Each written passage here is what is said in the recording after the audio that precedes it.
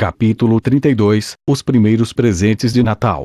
Embora o poder do uivo foi significativamente reduzido pelo tempo que atingiu o fundo da parede defensiva, foi suficiente para afetar pelo menos os cavalos.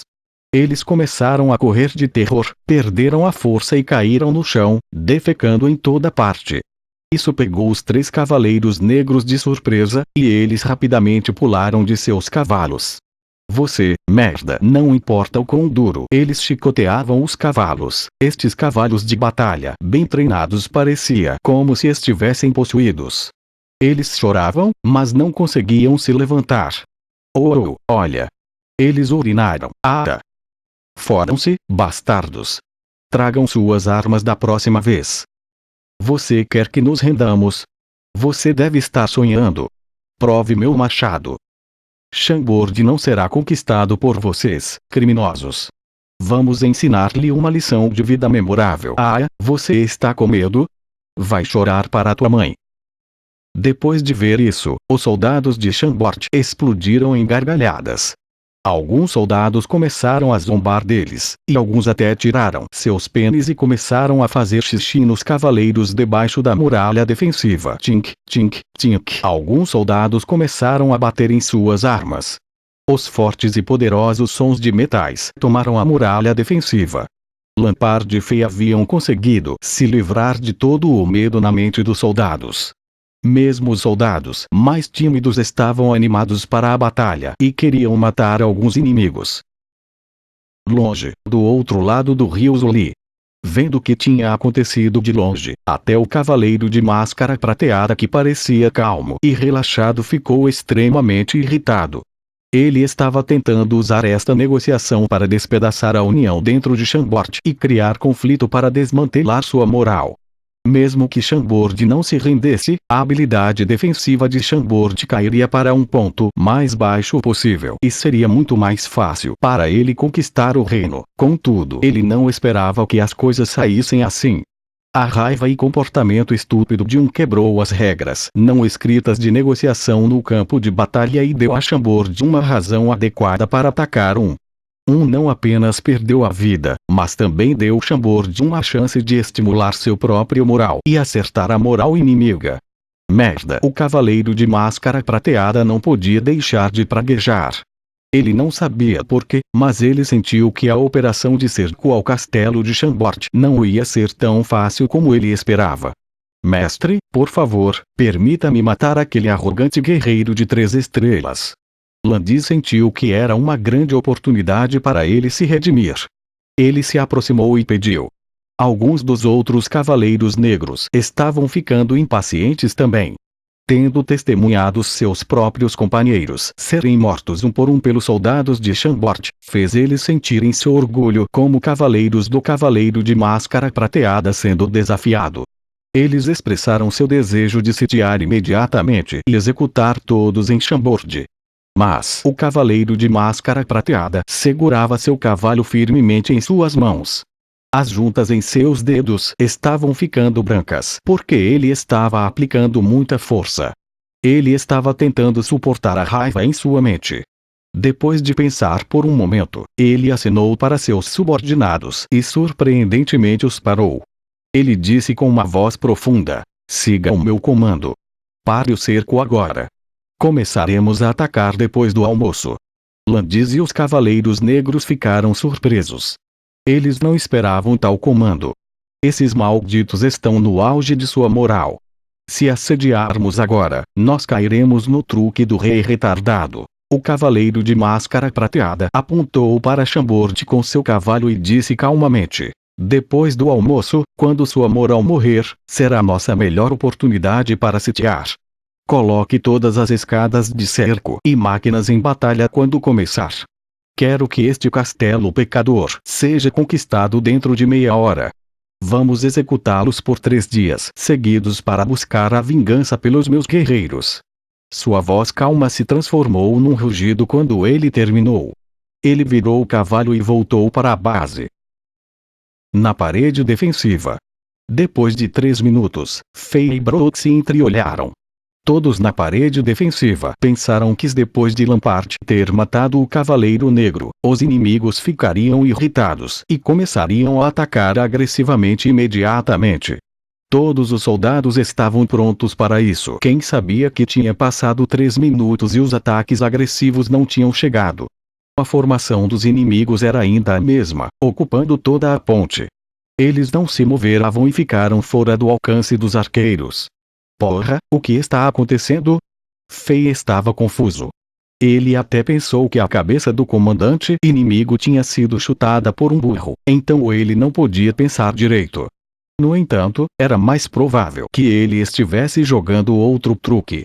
Brook também estava pensando bem ao lado de Fei. Ele achava que as intenções do comandante inimigo eram difíceis de estimar. Embora o assalto tempestade que eles esperavam não ocorreu, uma tempestade maior e mais rápida estava se desenvolvendo nesta paz de curta duração. Como o comandante-geral nomeado pelo rei Alexander, Brook sentiu que ele tinha um monte de responsabilidades, então ele tinha que entender rapidamente as intenções do inimigo. Depois de pensar por um tempo, Brook olhou para as montanhas que cercam o reino. Para certificar-se de que os inimigos não estavam atacando dos lados, Brook ordenou a um par de soldados inteligentes para verificar a partir do pico das 3 montanhas, apenas no caso dos inimigos ter enviado guerreiros rank estrela para subir na montanha para cercar dos lados. 15 minutos passaram. Com o passar do tempo, a atmosfera na parede defensiva mudou. Fei de repente descobriu que o espírito de alguns dos soldados começou a relaxar. As mãos segurando as armas afrouxaram e seus olhares perderam o foco. Se a condição anterior dos soldados era como um arco que foi puxado para o máximo, eles eram agora um arco que nem sequer foi puxado. A situação não era boa. A moral que Fei levantou com muito esforço foi lentamente esgotando devido ao estranho comportamento do inimigo. Merda! Poderia ser esta a estratégia do comandante inimigo. Se for, Fei estava nervoso. Se este é o seu plano, então estamos em um monte de problemas. Isso revelou muita informação.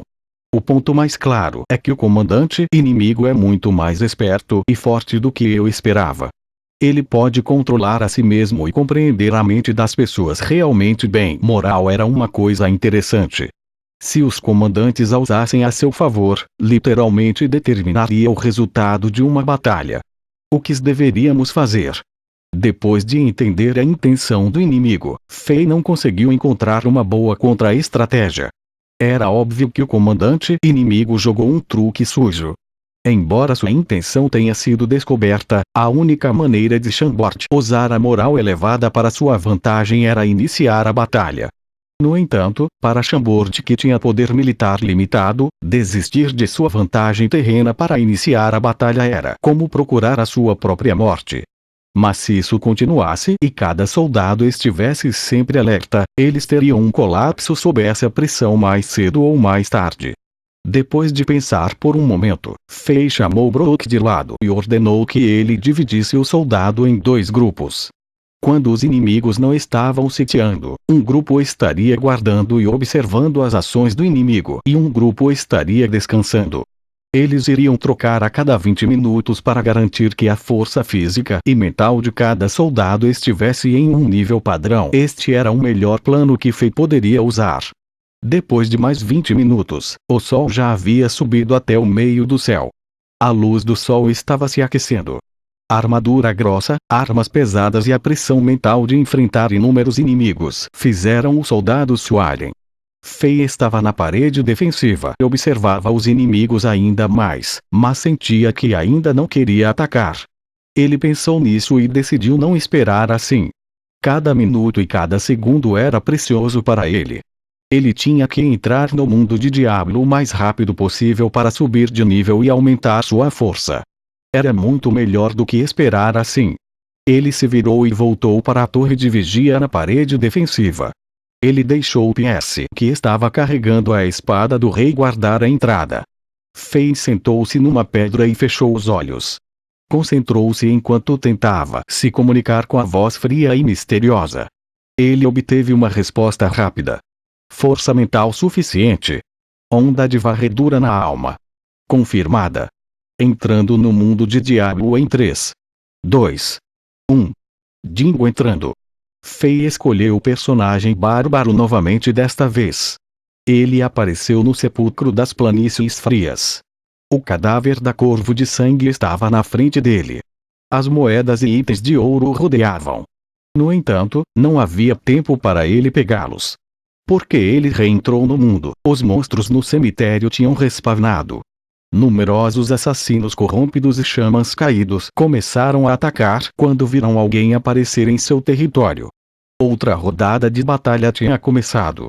Com algum esforço, Fei varreu os monstros do cemitério novamente. Ele finalmente teve tempo de pegar os itens e moedas. Quando ele alcançou os 3 itens mágicos azuis sob o cadáver da corvo de sangue, ele moveu o cadáver um pouco. De repente viu uma luz amarela. Poderia ser. Fei estava animado porque era cor de itens raros. Sua mão estremeceu quando ele moveu o cadáver da corvo de sangue para o lado. Havia mais de um item raro. Maldição, eu devo ter sido bom este ano assim que o Papai Noel deu-me alguns presentes de Natal adiantados. Haviam 3 itens raros amarelos. Havia um escudo com ganchos negros, uma espada de forma estranha e uma delicada luva de bronze. Todos os 3 itens não foram identificados, então Fei não sabia quais eram suas reais capacidades. Depois de ver os 3 itens amarelos, Fei não se importou com os itens azuis, mas jogou todos eles em seu inventário. Depois de coletar todas as moedas de ouro no chão, ele abriu o seu status de personagem.